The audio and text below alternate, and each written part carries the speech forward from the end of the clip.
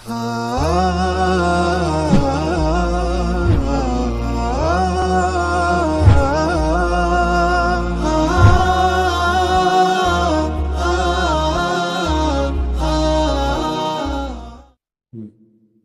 اللہ الرحمن الرحیم۔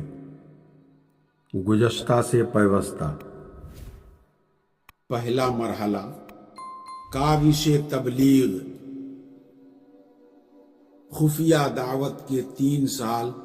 یہ معلوم ہے کہ مکہ دین عرب کا مرکز تھا۔ یہاں کعبہ کے پاسبان بھی تھے اور ان بتوں کے نگہبان بھی جنہیں پورا عرب تقدیس کی نظر سے دیکھتا تھا۔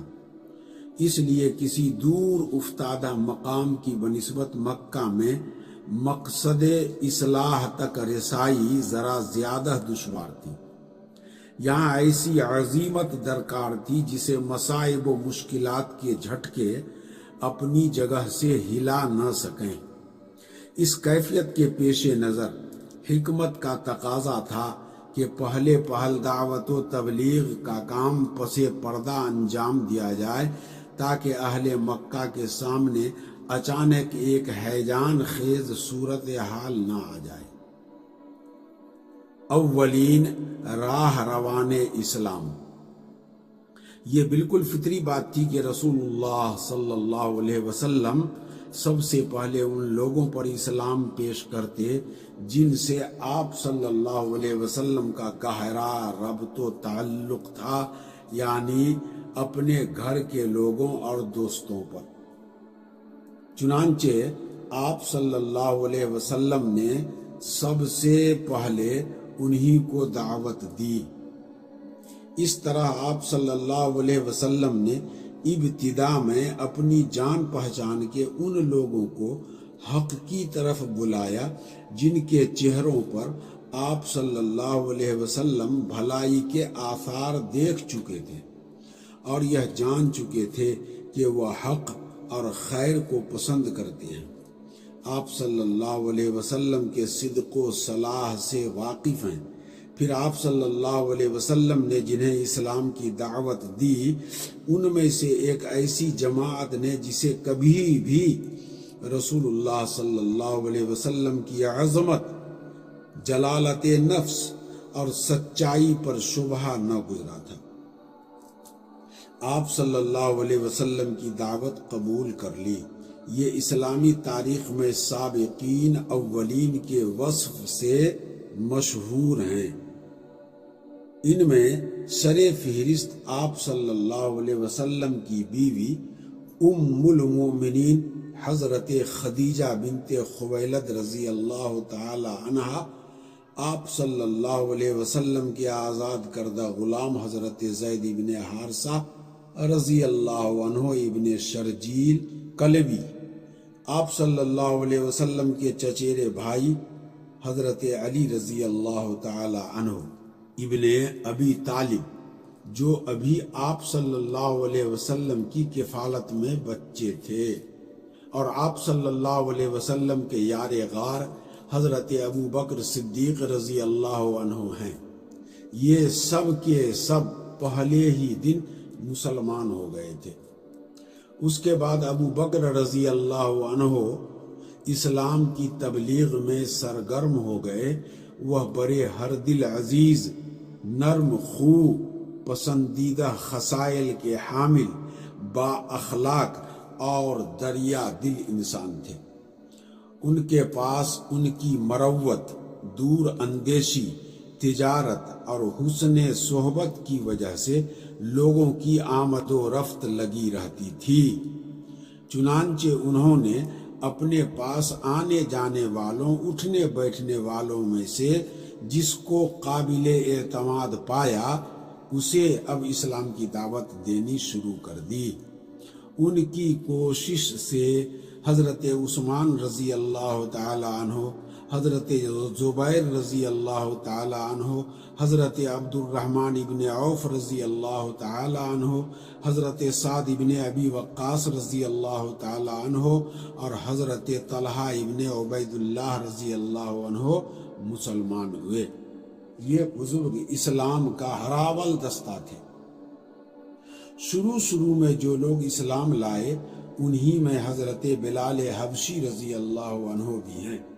ان کے بعد امین امت حضرت ابو عبیدہ رضی اللہ عنہ، عامر ابن جراح رضی اللہ عنہ، ابو سلمہ رضی اللہ عنہ ابن عبد الاسد، ارقم رضی اللہ عنہ ابن ابی الارقم، عثمان رضی اللہ عنہ ابن مطعون، اور ان کے دونوں بھائی قدامہ رضی اللہ عنہ اور عبداللہ رضی اللہ عنہ، اور عبیدہ رضی اللہ عنہ ابن حارث ابن مطلب ابن عبد مناف، سعید رضی اللہ عنہ ابن زید رضی اللہ عنہ اور ان کی بیوی یعنی حضرت عمر رضی اللہ عنہ کی بہن فاطمہ بنت خطاب رضی اللہ عنہ، اور خباب ابن الارس، عبداللہ ابن مسعود رضی اللہ عنہ اور دوسرے کئی افراد مسلمان ہوئے۔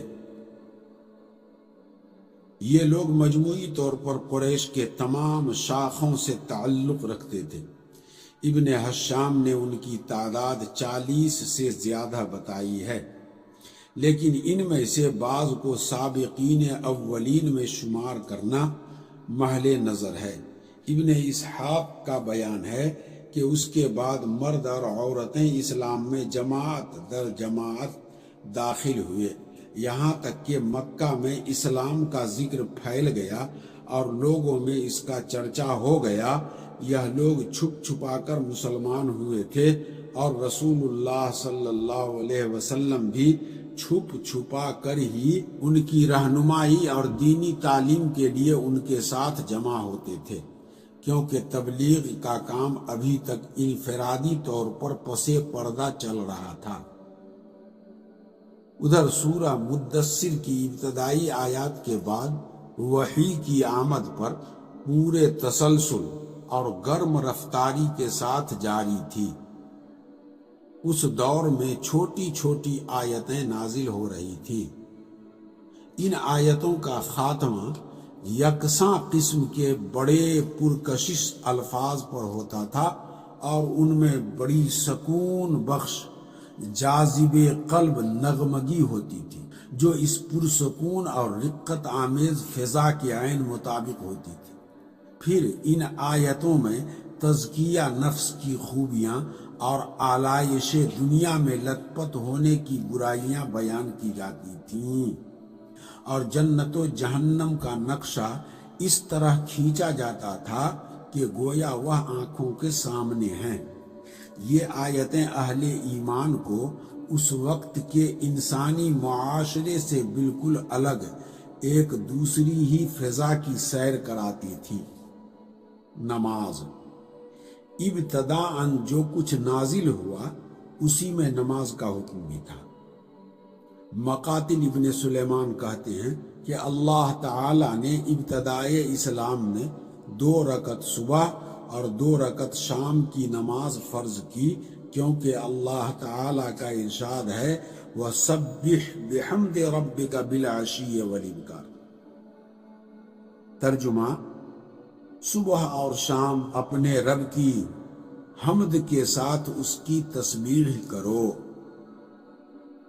ابن حجر عسقلانی کہتے ہیں کہ نبی صلی اللہ علیہ وسلم اور اسی طرح آپ صلی اللہ علیہ وسلم کے صحابہ کرام رضی اللہ عنہم واقعہ معراج سے پہلے قطعی طور پر نماز پڑھتے تھے۔ البتہ اس میں اختلاف ہے کہ نماز پنجگانہ سے پہلے کوئی نماز فرض تھی یا نہیں۔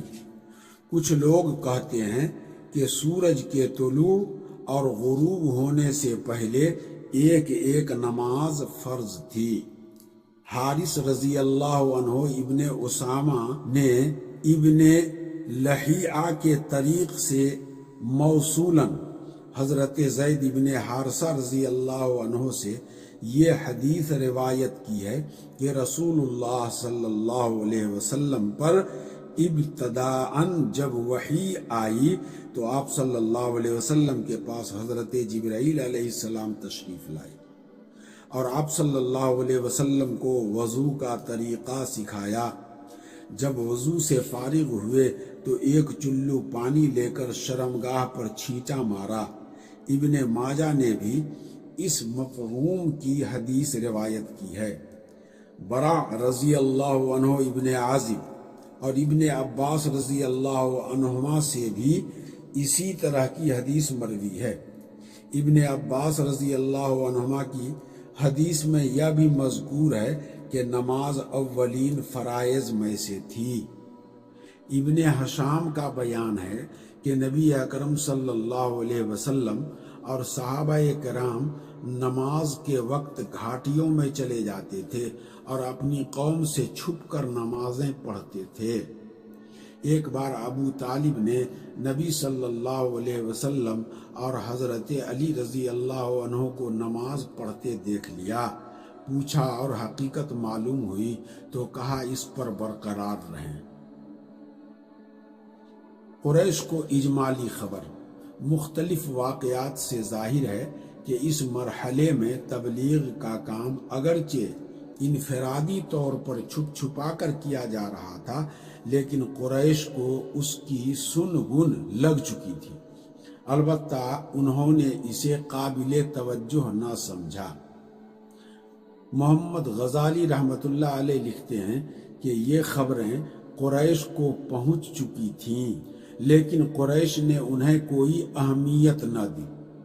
غالباً انہوں نے محمد صلی اللہ علیہ وسلم کو بھی اسی طرح کا کوئی دینی آدمی سمجھا جو الوہیت اور حقوق الوہیت کے موضوع پر گفتگو کرتے ہیں، جیسا کہ امیہ ابن ابی سلط، قس ابن ساعدہ، عمر ابن نفیل وغیرہ نے کیا تھا۔ البتہ قریش نے آپ صلی اللہ علیہ وسلم کی خبر کے پھیلاؤ اور اثر کے بڑھاؤ سے کچھ اندیشے ضرور محسوس کیے تھے، اور ان کی نگاہیں رفتار زمانہ کے ساتھ آپ صلی اللہ علیہ وسلم کے انجام اور آپ صلی اللہ علیہ وسلم کی تبلیغ پر رہنے لگی تھی۔ 3 سال تک تبلیغ کا کام خفیہ اور انفرادی رہا، اور اس دوران اہل ایمان کی ایک جماعت تیار ہو گئی جو اخوت اور تعاون پر قائم تھے، اللہ کا پیغام پہنچا رہی تھی اور اس پیغام کو اس کا مقام دلانے کے لیے کوشاں تھی۔ اس کے بعد وحی الہی نازل ہوئی اور رسول اللہ صلی اللہ علیہ وسلم کو مکلف بنایا گیا کہ اپنی قوم کو کھلا دین کی دعوت دیں، ان کے باطل سے ٹکرائیں اور ان کے بتوں کی حقیقت کو واشگاف کریں۔